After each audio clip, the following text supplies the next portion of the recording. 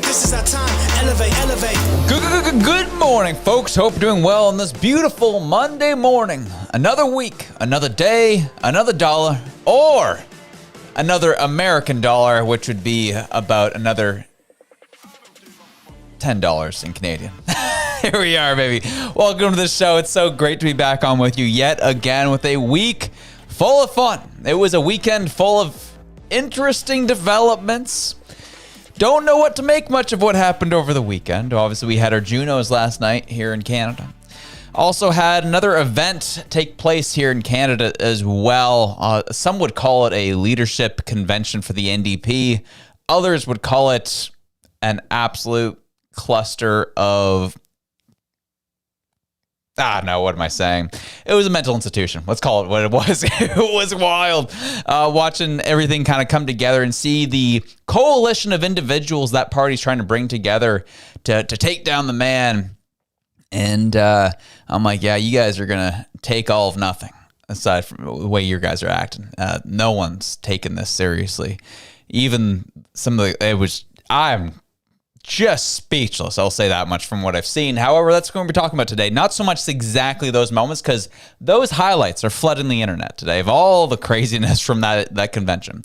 It's more so getting at the idea of what is taking place as a result of this convention. Because of the craziness, because of the inflammatory rhetoric, it's now creating a divide in the new Democratic Party at this present time. And so that's what we're going to talk about today, is the fact that, well, we talk about this on this show quite frequently, is how often it's the conservatives have always had to play defense. Always, the liberals are going to call us something. We got to be careful what we say. We can't associate there. We may not be able to talk about that. That happens a lot traditionally in the Conservative Party. That is now happening in the NDP because of the Conservative Party, and people who are conservative in nature have shifted the Overton window back to slowly getting back to where it needs to be. That is forcing the likes of the NDP and people in the NDP party to begin distancing themselves from the crazies of the party. Avi Lewis being one of them that they just elected over the weekend as their new leader. So we'll see him and see what it takes for him to actually win a seat in the House of Commons, because now he's doing what Pierre Poilievre did after the last election, where Pierre Poilievre was the leader of the party. However, he didn't have a seat in the House of Commons, and he had to figure out his way to get back in. And, well, the NDP, Avi Lewis, is going to have to do something similar. The thing is, the NDP don't have a foothold really anywhere. No one really cares about them. No one is taking them seriously. Jagmeet Singh has run that party into the ground. The only person who would have been a legitimate leader at this present time would have been Heather McPherson, as she is one of the few who still has a seat in the House of Commons.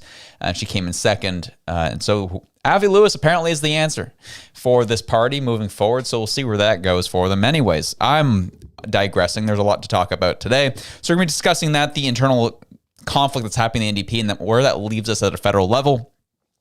Danielle Smith taking full advantage of the fact that Avi Lewis has been elected and just sewering Nenshi in Alberta, which has been hilarious to witness. And as well is we are learning, and this is something the NDP is really, really going to hate, and Liberal voters are also going to hate. The elbows up and the NDP are going to converge on this issue. As apparently Canadian banks and pension funds have been funding ICE in the U.S. So we're going to be talking about that this morning.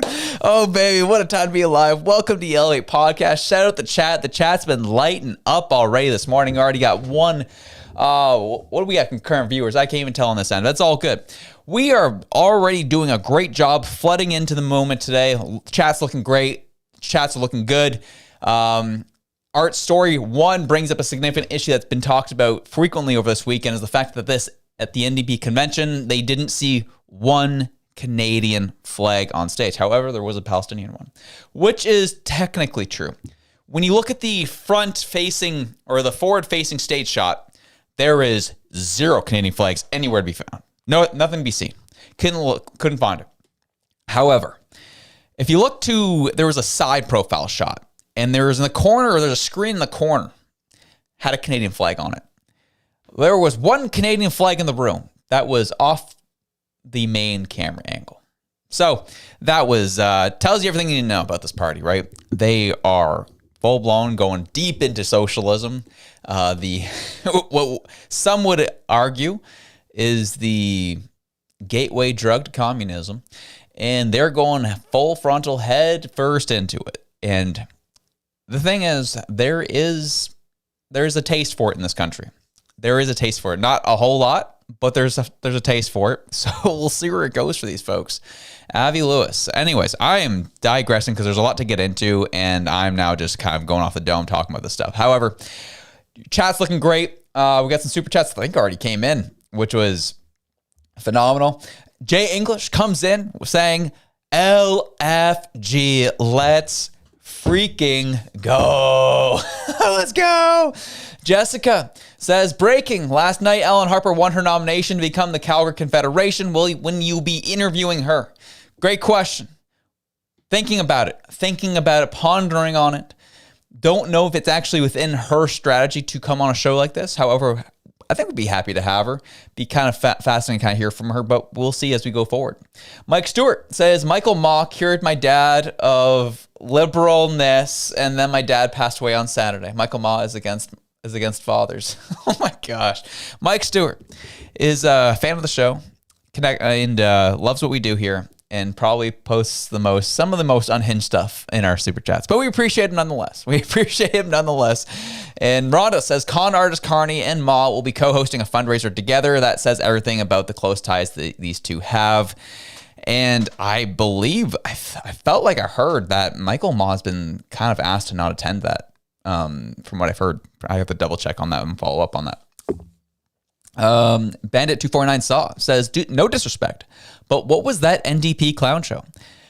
It's a great question. They would call it a political rally and a political event. We would call it a gong show and an unserious party. That's what we would call it over here. However, with that gong show, with the nonsense that's been happening, let's get into the show finally, shall we? People are finally congregating in. They're looking in what's going on. And let's take a look at it, shall we? So, holy jump, this website is rough. Here we go. So, NDP tensions, political honesty, law. Let's get into it. So this is the kind of a summation of what happened.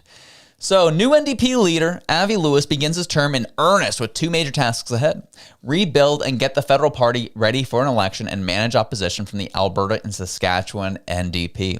The leaders of those provincial parties have distanced themselves from Lewis over his opposition to new pipelines and liquefied natural gas terminals. Lewis has said there will be disagreements between the federal and provincial wings of the NDP on certain policies, but it's part of having a big tent united by core values. In addition to dealing with provincial tensions, Lewis is now responsible for trying to lead the NDP out of the political wilderness. So, good luck to that. That's what's going to happen. This guy is apparently supposed to bring the NDP back to where Jack Layton brought them to, a place of respect, being respected in the House of Commons. We saw even Stephen McKinnon was asked about this, I think Thursday or Friday, was asked about, what are your thoughts on the momentum the NDP are getting as they go into the weekend? And Stephen McKinnon, in his arrogant self, looked at the camera, looked at the reporter, I should say, and said, momentum? Okay. And kept walking. And honestly, at that moment, not a fan of McKinnon myself. However, he was right on that one. It's kind of laughable to suggest NDP have any type of momentum. And I know for the Conservative Party, a strong NDP is actually good for them. And it's good for the country to a degree. The problem is we have a very weak NDP, and they will continue getting weaker, or they're going to continue radicalizing more people. And that's kind of what we're seeing. However, the radicals are pushing away the western parts of the NDP. We saw that here. Saskatchewan also. Saskatchewan NDP distancing itself from the new federal leadership. Saskatchewan NDP leader Carla Beck is distancing her party from newly elected federal leader Avi Lewis, saying she will not meet with him unless he changes his stance on natural resource development. Lewis won the federal leadership in a decisive victory at the party's convention in Winnipeg. The new federal leader has proposed a major transition away from fossil fuels, including Green New Deal style plan that calls for spending 2% of Canada's GDP on sustainable jobs, providing heat pumps and expanded electrified public transit. So here's the thing. This description here in this little paragraph here, that last paragraph, we've already experienced a government like that here. That was called Justin Trudeau, who was run essentially as a puppet master, who was run as a puppet from the NDP. And he tried to do all this. Heat pumps, electric buses, awesome, all of that stuff. All of that stuff. Green New Deal style plans. All of that was put forward. And regardless of how you feel, how the election went with Carney, Poilievre, we name it, it was clear that the country, regardless of the Carney's true motivations, his rhetoric, as we know, doesn't match his actions. However, his rhetoric is what won him an election. And that rhetoric was people starving for being done. They were done with this crap. They were done with this crap. Whether they're getting that or not is another question. They truly want to believe Mark Carney is the way, the truth, the life. However, they rejected this wholeheartedly last election. All voters did, aside from the 7 or 8 NDP are still around. They're done. People are done with this. So the fact that Avi Lewis is going even further headfirst into this shows that this party is not serious. They are done. They are only going to I just don't see them. I could be wrong. Chat, challenge me on this. I just do not see, under Avi Lewis and what he's been talking about, I just don't see it happening. I just don't see it happening. What he's promising, what he wants to see happen, I'm like, we've experienced that for 10 years and people realize it doesn't work. But now you're trying to sell us on it again. Maybe some of, there might be I don't know, man. I'll leave it here with, let's look at Avi Lewis's acceptance speech here, the minute at 15. You've probably seen it, but let's look at it again and just kind of catch onto the rhetoric he's pushing in this speech. In the last federal election, Canadians voted to say no to Trump and Trumpism. What they're getting instead is our government following the U.S. into a future of wars, fossil fuels, austerity, and job-killing generative AI. Our NDP has a different offer for this country. Our plan is to Trump-proof the economy by investing massively in Canadian economic independence, using the unmatched power of public ownership to ensure the fundamentals of a good life. A network of public providers for food, phones, and internet.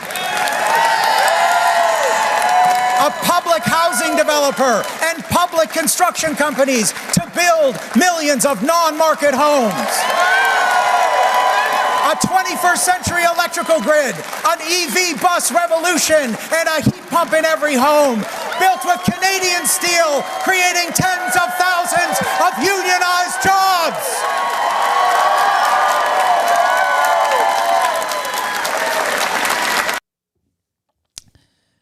Tens of thousands of unionized jobs, even though all the unions reject your party now. You were the party of the unions. Yet most unions reject your party now. That's funny, isn't it? Unions are kind of split between liberals and conservatives now. I've had the opportunity and privilege to talk to many of you, talk to people throughout the country as I've been able to travel the past year and a half. And there is I've seen a theme, or more so a theme throughout, as I've had the privilege, had the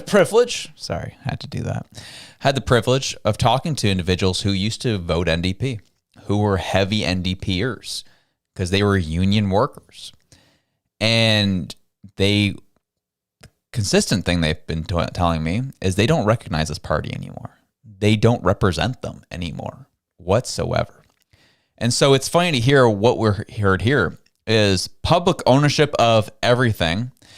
Government's going to run everything because the government's so good at running things now. We'll see how that goes in Toronto as they've now doing a pilot project with government-run grocery stores. But with that being the promise, and that's what they're pushing, and then the tack in at the that was the nth issue, is the NDP were founded on being the voice for the union workers, for the people, the workers. Now they are a footnote at the end of an Avi Lewis speech. Listen to everything he said there. public ownership of our telecoms, public ownership of housing. He said in another speech, he talked about public ownership of banks. He wants the state to run everything. And then it's like, we need a heat pump in every home. We need this, we need that. Also, we'll create tens of thousands of jobs for the union workers. A footnote at the end of a speech. The workers do not mean a dang thing to this party anymore, as much as they say they do. Heavy socialism, bordering. They're bordering. The difference between socialism and communism is communism essentially is dictatorship, where socialism still implements a lot of the same things in terms of policy as communism would, but they still have democratic institutions, voting, stuff like that. So that's why this would be categorized socialism, but it's very heavy socialism. And this is the issue that we're running to as a country at the moment, is the fact that everyone acknowledges that there's problems. We all see there's problems in affordability. There's problems in housing. There's issues, deep-seated issues in people being able to afford their groceries and their energy. And for someone like Avi Lewis to get up there and saying, we want to bring down energy prices, so no pipelines or fossil fuels. Great. Okay, that's going to solve that. And then turn around saying we need public ownership of housing. Okay. You did a whole speech saying you want to restore power to the people. And your whole thesis is about stripping power from people and restoring and centralizing it to the state to run everything. That's what he just offered here. And that is why the NDP will struggle. They might actually gain a little, actually, I should say this. They'll get a small swell of support because they are talking about the real issues. You have to give them credit for that. They are talking about issues that really mean something to people. And the Liberals have shown, and this is the issue the Liberals are doing right now, we call this out on Friday, is now they are doing the Trudeau thing, where they are gaslighting the population, saying, we heard Mark Carney on the House of Commons saying, Canada is the most affordable it's ever been. And that has been told to Mark Carney by his campaign strategists that that's the way to go. Of course, they're the same strategists that Justin Trudeau had. So, of course, they're going to be using the Trudeau playbook on this. And we've seen when you start gaslighting Canadians, saying everything's affordable, everything's good, when it's clearly not, well, now you're going to start driving Canadians into two camps. And there's Canadians who believe in one or two things. They believe that the free market actually works, and it can work. And the Conservatives need to offer and continue to keep pushing that idea and keep pushing that as a selling point. It is a selling point. That's literally how we have Western civilization. And the NDP are going to call out the same stuff. Lack of affordability, housing. But they're going to say, but the government's showing all of it. And we'll rent it to you. The Liberals are doing this in a different way.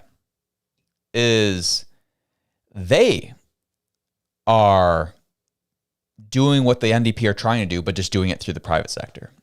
They want to centralize all the assets to a handful of conglomerates who people just rent from.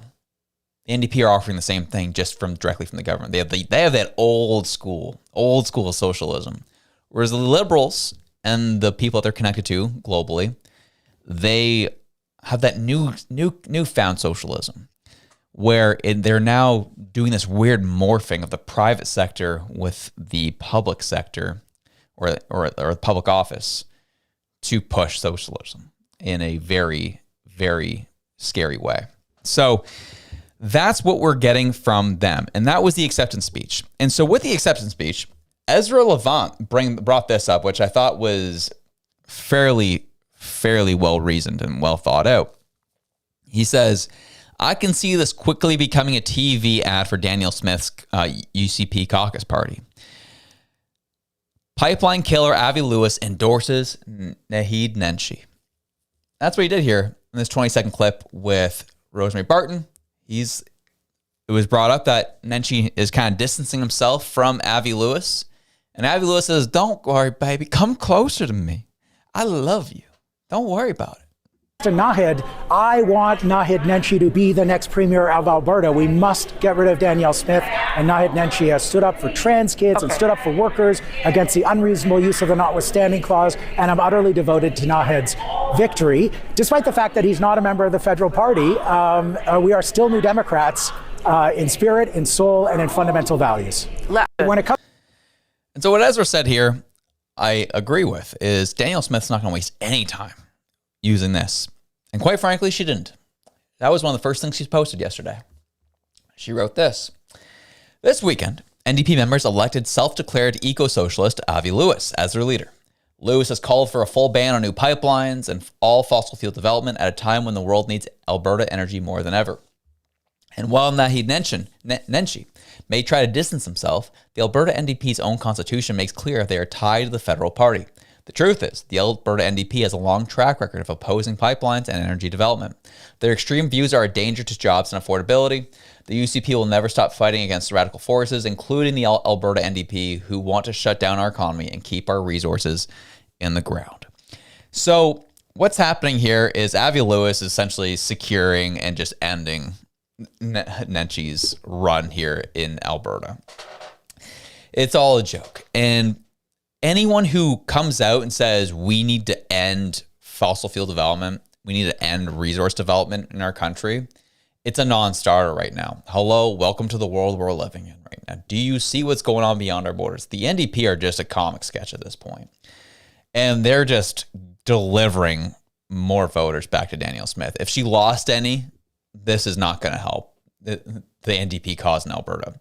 And Saskatchewan sees it too. Is like, hey, like we read in that article earlier. Saskatchewan NDP saying, yeah, being anti-resource development is a non-starter for us. We're good. Like that's saying something, isn't it? And so I know I've seen conservatives and different conservative shows talking about how, oh man, it'd be so good for the NDP to start having a resurgence here. And quite frankly, I just don't see it happening. It's going to come down to the conservatives need to stop waiting and hoping and praying something happens so that they can get leadership. That can't be the strategy anymore. And I think they're doing a better job at going out and getting it now, but that cannot be the strategy. They have to go out and earn it and win it. Simply put, no more just waiting for the keys to be handed over to you because the other guy wore out his welcome. Can't happen. You have to go out and earn it. So that's the reality that we're now facing. And so if we realize even here with resource development being a non-starter, or saying being anti-resource development is being a non-starter, look at how the Liberals are operating. We know they're slow rolling out any type of resource development and any new resource development in the country because they know the people that voted for them thought that that's what they're going to get. We're going to give you an energy superpower. We're going all in. Canada first. Blah, blah, blah, blah, blah, all of that, right? Well, clearly, everything in their actions we're seeing, they've been slow rolling everything out and nothing's getting done because they never were that in the first place. They don't want to develop our energy, yet they have to keep telling people that they are. Because that means if the moment they say we're anti-development, everyone's voting Poilievre. They are slow rolling this out, dripping it, because they know the appetite for resource development is there. There's pockets throughout the country that are anti-development, mainly the cities, because they're psychotic people who don't know how the world works.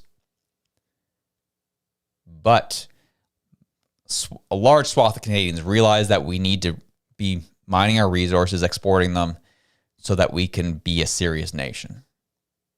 That's the reality that we're currently facing here. And if you want to get an idea of how far gone the NDP is now, they're not your fathers, your mothers, your grandfather, whatever it was. They're not the old school party anymore. They're not the NDP party you thought they were. They're not the Jack Layton party no longer. How do I know? Well, Jack Layton brought the NDP to levels that they've never seen before.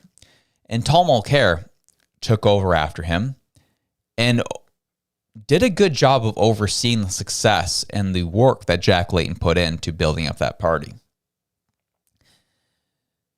And this is the lack of respect the new leader of the NDP party has for the likes of Tom Mulcair. Okay? This is what he has to think about Tom, which is saying a lot. We heard from former NDP leader Tom Mulcair. He said that, you should be in the House to take on the Liberals if you want to be a viable opposition leader. He says that the reason why you might not be running is because you're worried you won't win. Why not make the leap sooner rather than later?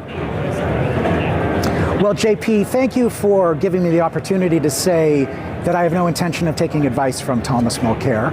I think that he started the process of our undoing as a party with a clear position on the progressive side of the spectrum. And I'm going to take advice from the people around me and the people in the actual NDP right now who have strong feelings about what our party needs. We heard from former NDP. What you just saw there is a complete lack of respect for who came before him. What you just witnessed here was the equivalent to me. You could disagree. This is the equivalent to me of Pierre Poilievre being at the Conservative Leadership Convention and Stephen Harper just making a point. And Poilievre turning around saying, I have no intention of ever listening to anything coming from him. I'll listen to people who are actually in the party. The disrespect and the arrogance shown towards the old guard of this party, who oversaw it during the most successful era of this party, is being given the middle finger. Like, it's mind-boggling to me. And me and Reg talked about it on Friday. There is a lot I disagree with politically with Tom Mulcair. There's a lot. But man, I respect him for trying to still put Canada first. Even though we have a difference of ideologies or perspectives of how to get there, he's very good at acknowledging, regardless of your political stripe, who has good ideas and who doesn't have good ideas and what should be happening. He is someone who's gained my personal respect a lot as I've been studying out more politics in recent years. And to see Avi Lewis here completely just say, screw you and send him to the wolves is just disgusting to me. And it shows you everything you know.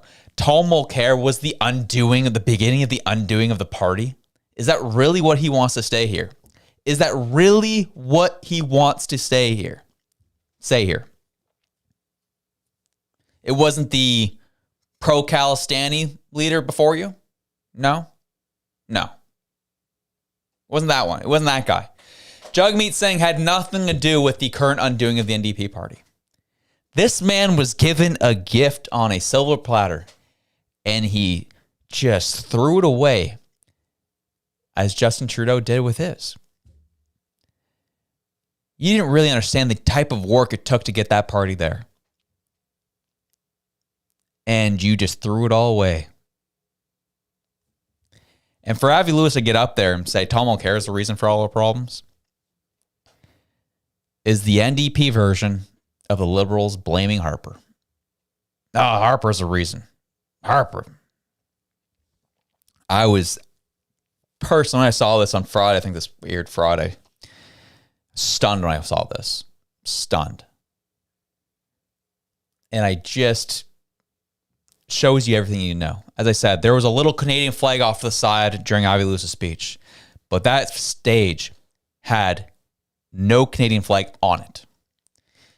You had people wearing their kefas, waving their different types of flags, promoting ideologies just by simply the garb they're wearing that are simply in conflict with Canadian values. Sorry. This is an anti-Canadian party who's trying to get a foothold in our country, and they should be treated as such, as an anti-Canadian party. They do not care about our country. They do not want to put us first. They are promoting ideology that's anti-Canadian, that is completely against the founding principles of our country. See ya. Gone. don't have any interest to hear from this jabroni. But he's going to be a loud voice. He's going to make noise. He's going to give a lot of red meat to the likes of the Rachel Gilmores of the world and so on. And I will genuinely, they might actually, I'll say this, they'll probably get an upgrade the next election. They'll go, I think they'll get from 7 seats. My prediction, they might go from 7 seats. They might get 12. They might get 12 with this guy. They have such a lack of understanding of what's happening broader in our country. Such a lack of understanding. They are diagnosing the problems well, but their solutions are so far off base that it's just, you shake your head. But who knows? The country might get so bad that they're willing to try anything but Polyev. At this point, it might end up going that way. Who knows? But it's this is where we're at. And it was funny seeing Wab Kinew up there, and he's obviously an NDP premier in Manitoba. And it's funny seeing Wab Kinew, he's NDP, but all of his big budget moves he's made recently, at least the ones that he's highlighting and advertising for, are all conservative moves. We stripped the the tax off food on grocery stores. We're doing this, we're doing that. I'm like, those are all conservative moves. Hilarious that you call yourself, this whole NDP leader, and all of a sudden you're running conservative policy. It's kind of hilarious. But that's kind of where we are currently at. And so one of the other things that came from the conversation and from this weekend is, again, there were a lot of highlights or lowlights, however you want to view them. But a lot took place this weekend. And we don't have time in the show to run through all of them because there was a lot of hilarity. And I'm not going to take the time because there's other shows that have covered it. I don't see the point covering it here. But we know that there was a lot of stupidity that took place this weekend. They're just like shaking your head like, okay, this party can't even run their own convention, let alone they're going to try and run a country, which they never will. It must be fun trying to run for the leader of a party who knows they'll never be prime minister and are just going to be, at best, an opposition leader, at best. That's why I always love when the NDP rip on Polyev, because I'm like, you wish you could at least have his job. You wish.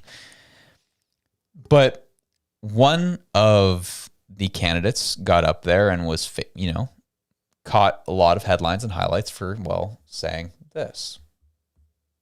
Close this campaign the way I started. When we're done being on the menu, and we're done with the ruling class eating us alive. It's time we take our seats at the table and eat the damn rich. And eat the damn rich. You heard the vitriol in his statement. You heard the frustration in his voice. The intense indignation of the ruling class. Or the rich class. What I heard here was a lot of anger.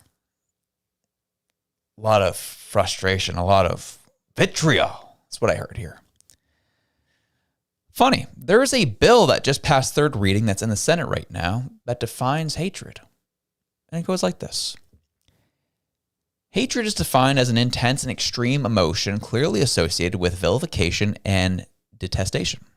The definition clarifies that hatred goes beyond disdain, dislike, or feelings that cause humiliation, hurt, or offense, reflecting Supreme Court jurisprudence.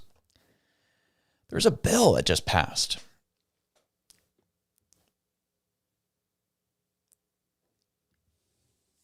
And passed third reading. It's now in the Senate. Called Bill C-9. Now that's what their definition of hate is. And I get the feeling, I'm getting a vibe here from Mr. Ashton. There's a lot of hatred here. Let's play it again. I'm going to close this campaign the way I started. When we're done being on the menu, and we're done with the ruling class eating us alive.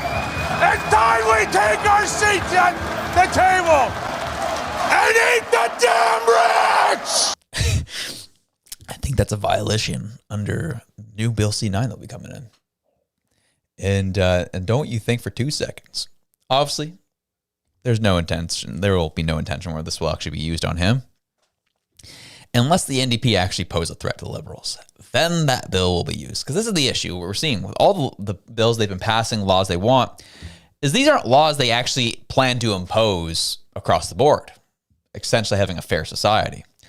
No. They're going to be targeting groups of people that threaten their power. And they'll use the likes of Bill C9 to do that. But I just found that funny. I just wanted to bring that up here because I thought that was hilarious. I was like, whoa, that actually falls under the definition of hate as laid out in Bill C9. Hilarious move. However, we move on to our super chats because people are popping off. Lucky Penny Charlie drops $6.99 on the show. Thank you so much. Much appreciated. And follows that up with, feels a little like a new world order. Canadians need to pay attention. I agree. I would agree with that. JP Alberta First says, Lewis may not get more seats, but he will get a lot of votes back from the Libs because he speaks the far left rhetoric those voters want to hear. This will translate into a lot less seats for the Libs and the Bloc. That's a fair point. That's a fair point. I think I tend to agree with it to a point where it will mean less seats for Libs, but maybe not gain seats for the NDP. Because they'll just scatter. Yeah, because that's typically how it's gone. Is the NDP typically scatter votes across and don't actually get any ground typically, but they just take votes away from the Liberals. And I think that's a fair point. And that goes back to the point I made earlier, where people, if the Liberals continue down this path of gaslighting people, saying everything's great, then you'll start seeing that anger come out, and people is like, all right, I'm voting NDP. Then I'm done. Because at least the NDP are voting, or at least saying, or at least diagnosing the problem people are seeing. They have the right diagnosis. They just don't have the right prescription for it, at least from my perspective on it. I think it's a fair point, JP. Kath Doreen is a member of the show. Thank you so much. New member. Boom, boom, boom. I'm actually planning this week for our members. I'm going to be I'll know this by tomorrow, but I'm going to be planning a private members stream just for us to hang out, probably to go for an hour and a half, talk about the stuff of the day. It's more low key, but just a heads up, I want to give that value back to the members, and I'll be doing that at some point this week. I just got to verify. I'll have that up for you tomorrow. Marcon Blanco says, good morning. My screen shows one person watching, sometimes two, Free Alberta and SASQ. Your Friday show was hidden from me, and I checked for a half hour. Yeah, no, that Friday show was a little different. That's not you. That's not YouTube either. That was me. We wanted to try something a little different on Friday, which we learned it doesn't work. But we wanted to try starting an hour later because we noticed during our regular streams, we were seeing a surge of people about halfway through the show, and we were wondering, is that because YouTube algorithm thing, or is the fact that we should just start an hour later, more people are ready to go. And turns out it's a YouTube algorithm thing. So we decided not to do that moving forward. So we just wanted to try that out at 11 a.m. start. And that's the reason why you didn't see us, likely. But we're back at the regular time. And I think, I had this idea this morning. I'm going to float by the crew. And Reg is going to freak out when he hears us. Trust me, there's a plan, Reg. Fridays, I'm going to try out for the next couple weeks to not release a video on demand on Friday afternoons anymore. And the reason being is because because the new YouTube algorithm, I've learned that my efforts have kind of gone to the wayside, where my Friday videos do horrendously. But my Friday live streams are doing great. So what I'm going to do on Friday specifically now is we are going to be doing a 2-hour live show on Fridays. Reg will be here for the first hour, and then he'll go off and do what he has to do. Then I'll finish off the second hour with you folks. And that's what we're going to do moving forward. And at least just on Fridays. And we're going to do a 2-hour show on Fridays. So that make you aware and give this crew who's been dedicated to the show, giving their time, giving their thoughts, engaging with the chat, more time, and us to chat more, which I think would be important. So Fridays, starting this Friday, we will be doing a 2-hour live show instead of a 1 hour. So there you go. Scotty Ward says, I was a teacher in the North 12 years ago. The success of the effort to teach socialist ideology was in full representation on the celebratory stage. Interesting. Okay. Didn't know that. But also partially doesn't totally shock me, but yeah, it is what it is, man. Wild. RC Lamoureux says, if you believe in good and evil, the NDP convention has shown the evil Canada. Acceptance is adherence.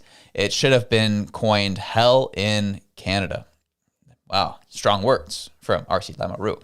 But there was definitely 100%, I'd agree with the notion that this was a very concerning convention, just on how it was run, how disjointed it was. It goes back to even when they were doing their debates months ago at this point, and people and Eve Angler wanted to run. And that's the thing. You think about it. Think about the NDP and how heavy socialist Avi Lewis is. And even them had to ask Eve Angler to not come, because Eve Angler was a full-blown communist. And they, him and his supporters were waiting outside the debate and filming people going in and asking if Eve Angler should be allowed in. And then this woman just lost her mind. How dare you? We did a whole show on this. How dare you, you white man, put a camera in my face? And I was like, ooh, tough look. I remember that. And I was like, that was the first sentence. I was like, yeah, man, this NDP party's just a mess. Just a mess. Marcon Blanco says, have a great week. Josh and Reg, go Canada. The hell with liberals dragging your country down. Mark Carney will go down as your worst prime minister in Canadian history. I actually disagree with that. I do disagree with that. I don't think he will be the worst prime minister in our country's history. I think he will go down in history as the second worst prime minister in our country's history. First being Justin Trudeau. Justin Trudeau, the worst. The worst. Or people will probably, the old heads will probably be like, no. Justin Trudeau is the worst. Second worst was his father. Third worst will become Mark Carney. Who knows? Well, I'm curious if those chats will be coming up.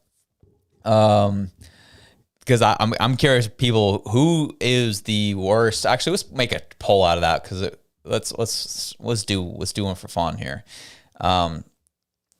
Let's go. Oh no, we don't want Q&As. We want to start a poll. Who was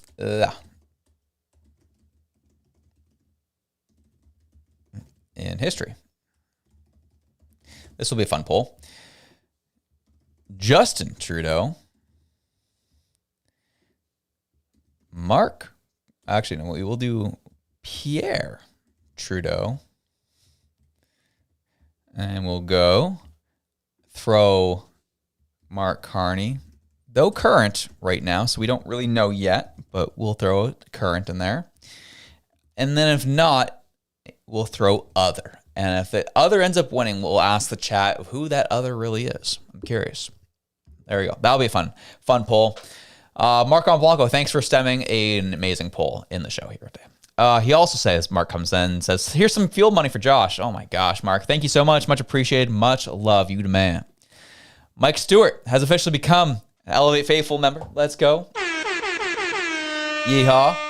And Mark says, Josh and Reg running uphill to save Canada. We're doing our best here, folks. We're doing our best, fighting what we can.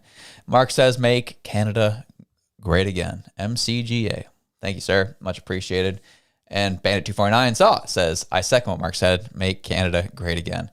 I also just want to see America. I just want to see Canada just become great. Great, just great. Over time, we have underperformed as a country on so many different levels. And there's an opportunity here to make a significant pivot to be better than we've ever been. I'll make that argument right now. We have an opportunity to be better than we've ever been. And I would like to see that happen. It's just about taking life by the horns and the reins. And let's go get it. Let's get after it. Lazarus says, Carney deserves half the credit for Trudeau. He was there for half his term, shaping policies behind the scenes after all. That is true. Was it since 2021? He was in behind the scenes, giving advice, economic policy advice. So all the horrendous budgets you saw from the Trudeau era was coming from Carney. So that's why it was really funny when people were shocked or surprised that Carney wanted to do even more crazy, but wanted to bring in a bigger deficit than Trudeau ever did. And it's like, nah, Carney is behind all that, the Trudeau budgets in those years. So we're not surprised. We are not surprised. But let's get to this point here. I really want to bring this to a point where the hatred from those in our heavy NDP, this is why Avi Lewis is taking this lane, where he is going after a smaller lane of people from my perspective in the country. However, what the Liberals are doing is they're trying really hard right now to play both sides while still trying to push their crazy agenda of, a controlled demolition of Canada from my perspective. But they're trying to play both sides, trying to buy themselves time to do what they need to do. And how do they play both sides? Well, at this point, they kind of tell likes of Alberta of the world, hey, we'll do an MOU, pipeline, MOU. They have no intention of ever building the pipeline. However, we'll do an MOU. Buy time, make people happy. However, the activists, the climate activists, are so frustrated by this. And the problem is, conservatives, we're moving into a situation where we're becoming more conservative, which is nice to see. Still very, I would say, still very Canadian conservative of 2014, but it's viewed as very conservative in 2026 because of how far left everything's been pushed. And we have the likes of the NDP now pushing heavy into socialism and radical extremist ideology, I would say. The problem is both those parties are, because the left has gone so far left over time, conservatives have kind of maintained but push a little bit more, maybe slightly more to the right over time, but it's more so they're just pushing against the ideas of the day, which make them look very conservative. But they really haven't changed much, is now because the NDP have pushed so far left, there's such a huge disparity. So there's someone who's trying to be centrist in that news and that new Overton window is going to get smoked. That's what Liberals are trying to do right now. And that's why, like, when it comes to the Conservatives putting heavy amounts of pressure on the Liberals at this point in time, on the likes of their immigration, the Liberals have pushed Bill C-12. That gained royal assent on Friday. They got Bill C-12 through, which was a bill on immigration and asylum seekers. And they had to put some caps on. But when you look at the bill itself, it was simply put into place to appease the likes of the conservatives of the world while still maintaining some control to essentially accept as many asylum seekers as possible, no matter if they're actually claiming true asylum or not. And conservatives are fighting them on this. And the issue is that bill went past and the NDP lost their minds. They thought it was a racist policy. Actually, let's pull it up for kicks and giggles right now. So new immigration and asylum measures from Bill C-12, the Strengthening of Canada's Immigration System and Borders Act. And this is a bit of a morphing from Bill C-2. It cut out the nonsense of, allowing Canada Post to check your mail and all that crap. But there's no mass PR, no mass permanent residency anymore, which was what they were trying to do with this bill initially. The Conservatives secured an amendment that explicitly prohibits the government from using these Part 7 powers to automatically convert temporary residents like students or workers into permanent residents. This was a major sticking point for the Conservative Party, who argued the government was trying to bypass official immigration queues. That's essentially what that was allowing them to do, was they wanted to transition as many people from student visas and these temporary visas to things like the permanent residence, PR, which is a little bit more permanent. And that's what I find hilarious, right? So my wife, PR, permanent resident, she's American and has her PR. I've lived in Canada my whole life. The other day, my wife received a request from the courts here in Nova Scotia to be on jury duty. That was my time that I learned that how are you allowed to be on jury duty? My wife had the same reaction. She says, I'm just PR. I'm a permanent resident. I'm just on PR. I'm not a citizen. Why do I get this? And that's the issue with our PR in Canada in general, is PRs here essentially get all the same benefits and are viewed the same way as a Canadian citizen. The only difference is the fact that the PRs technically can't vote. That's the only difference, but they get everything else. And that was like one of those moments to me. I just didn't know how I felt about that one. That one was weird to me. I was like, why is my PR wife getting a request for jury duty? She's not a citizen. That should be reserved for citizens only. I thought that was weird.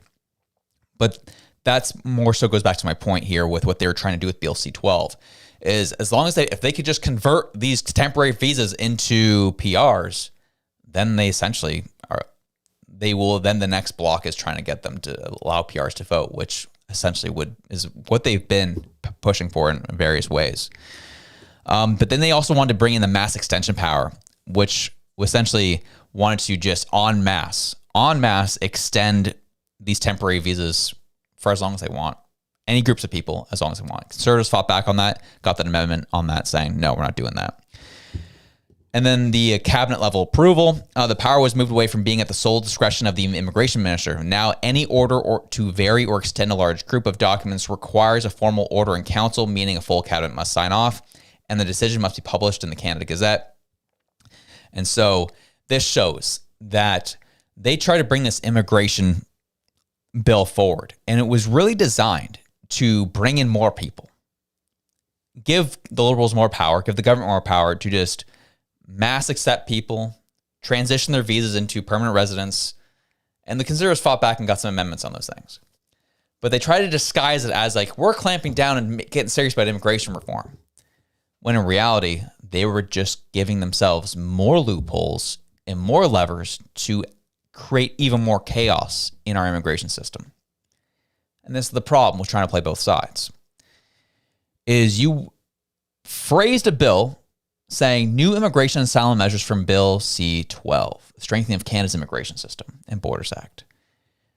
The crazies of the NDP are going to look at that and saying, oh my gosh, they're bringing Trump-like tactics to our country, even though behind the scenes they're actually doing exactly what the NDP would actually want them to do. But they framed it as if they're getting hard and tough on immigration. So as I said, when you're trying to play both sides, it's not going to work. They're so polarized. The NDP are so far gone that there's nothing you can do by playing both sides. So you have to pick a lane and figure out who you are going to try and placate to. And with that on top of that, with Bill C-12 and it being, we're clamping down immigration measures, well, this news broke today as well, where Canadian banks, pension funds have poured billions into ICE contractors. Major Canadian banks and pension funds have provided tens of billions of dollars to American contractors for the U.S. Immigration and Customs Enforcement Agency, an investigation by the nonprofit Stand Earth has found. The environmental advocacy group analyzed financial data from the U.S. Securities and Exchange Commission and the private financial data firm LSEG. It said it found that Canadian financial institutions have backed multiple companies that have major contracts with ICE to provide equipment or services through investments, loans, and bonds totaling about $35 billion U.S. So when you pair this story with the Bill C-12 headline on Friday, NDP supporters are like, oh my gosh, Carney's just Trump. Carney's Trump, which based on the policies he's adopted, or at least claimed to adopt, it is kind of funny how it has come across very Trump-like in that way. Claims he's not. Poilievre's a Trump-like guy over here. But no, it's funny. The NDP, their supporters are going to look at this saying, oh my gosh, Bill C-12, now this. Carney's not saying anything about it. Oh, Trump's taking over Canada already. It's over. That's exactly how we're going to view this. And that's why I'm saying I don't know how this all goes. I don't know who the NDP really appeals to. I feel like they, to borrow a term from 2022 from Justin Trudeau, I do view the NDP and who they're appealing to as a fringe minority, but I could be completely wrong. I very much could be wrong. It goes back to a super chat we had here was they are a fringe to a degree, but they have enough of a voting base that they will take seats away from the Liberals because they just won't vote for them anymore. So we'll see where it goes. I'll be watching closely in the polls coming up the next 2 or 3 months seeing where this goes, seeing what noise Avi Lewis makes. Him just shrugging off Tom Mulcair, saying, I don't need to be in the House of Commons. I'm in no rush. I'm in no interest in listening to the likes of Tom Mulcair. We'll see where this goes, man. We'll see where this all goes. Scott Gordon is back in the chat. This is one of our... I want to give a shout out to Scott Gordon here because he is one of our resident trolls now. And I'm really happy. I love seeing him in the chat. He's fun. He's a fun guy. But he said this. He says, is anyone even listening to Bearded Boy? Is anyone listening to Bearded Boy? Well, apparently, if we look at our analytics right now, if we do the old refresh-a-roo, we'll see if anyone is actually listening to Bearded Boy here. Right now, apparently 2.4 thousand people are listening to Bearded Boy here. So thanks, man, Scott Gordon. Much appreciated. You the man. But we go back into finishing off with some super chats. RC Lamoureux says, Canada needs the rich. Without them, there's no employment. Welcome to the economy, baby. Yeah. So that goes back to the issues, right? This marriage that's taken place between the public sector or our public office and private sector is the NDP are just so one-track minded, first order thinking, really, in a lot of ways, where groceries are expensive, therefore Galen Weston is gouging us. And that's where the thought process ends with most of these people. Little do they realize is that, yeah, I will 100% agree there is price gouging happening in our country with these grocery chains. 100% there is. The problem is our federal government has given them the excuse to do it. They printed money en masse, giving them an excuse of inflation to just skyrocket prices. The Liberals have put taxes on various parts of our supply chains, these Green New Deal taxes on our various parts of our supply chain, giving grocery stores more excuse to, oh, well, because of this, we got to put prices up. Carbon tax, prices going up. They have worked with, and they also have liberal insiders, and as well, I think it was Jagmeet Singh as well himself. I could be wrong. Actually, I'll leave Jagmeet out of this. I can't forget, but there are liberal insiders who were doing deals with the likes of Loblaws. Oh yeah, that's what Jagmeet Singh's brother was doing work with Loblaws. These are the things that are going on, man. And so these two entities are merged together to screw over people. Yet the NDP are just like, oh, it's all Galen Weston's fault. I'm like, man, you keep giving just the pass to the government that gave Galen Weston the excuse to do what he's doing. It's a joke at this point. So,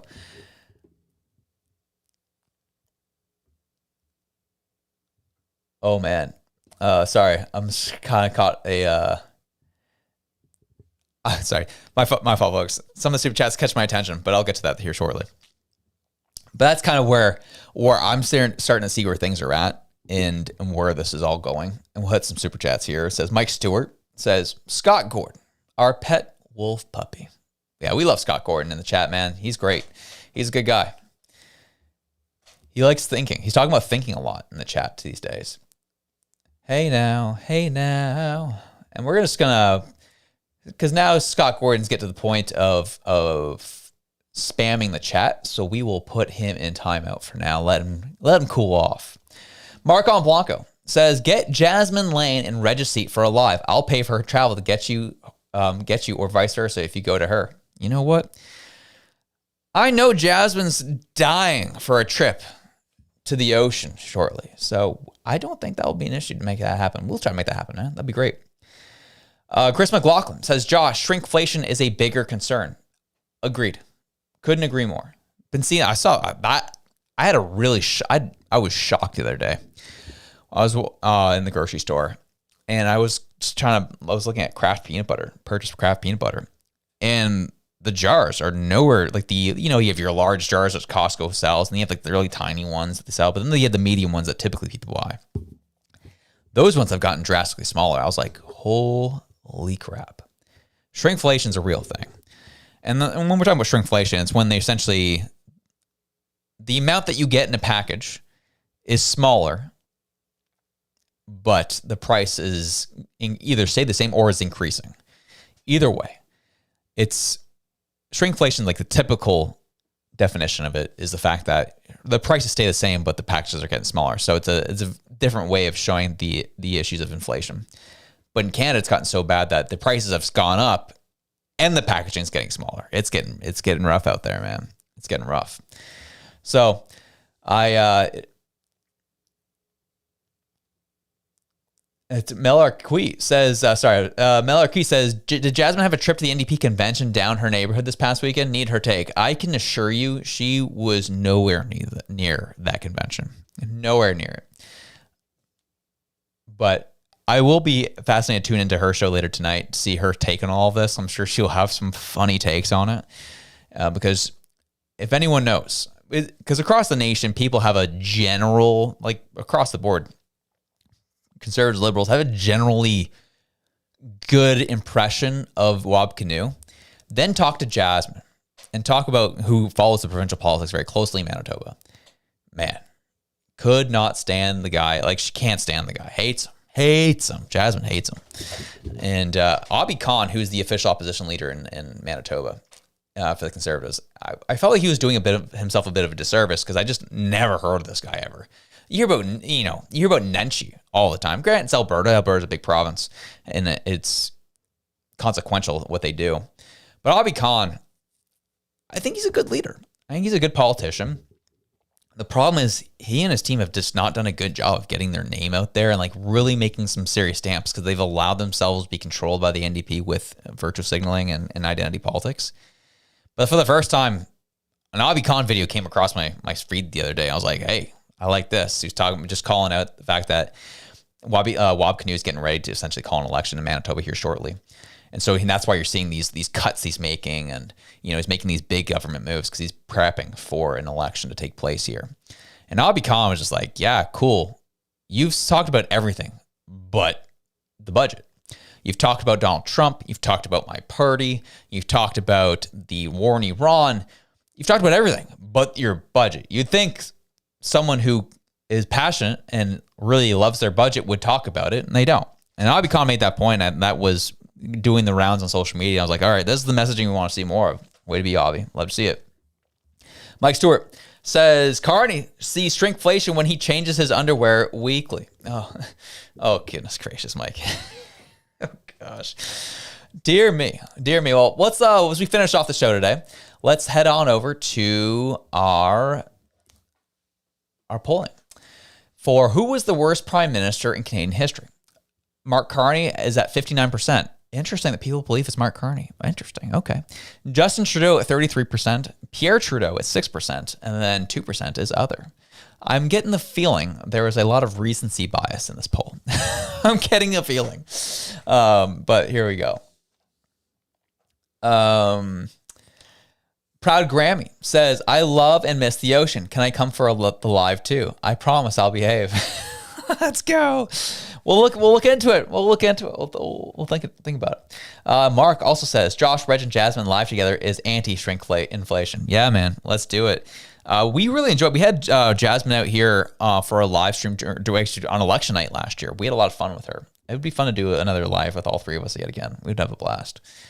It would be great. Bueno Kitty, LOL, Wab Kinew yelling about Epstein class. Does Mark fit that criteria, Wab? Seriously.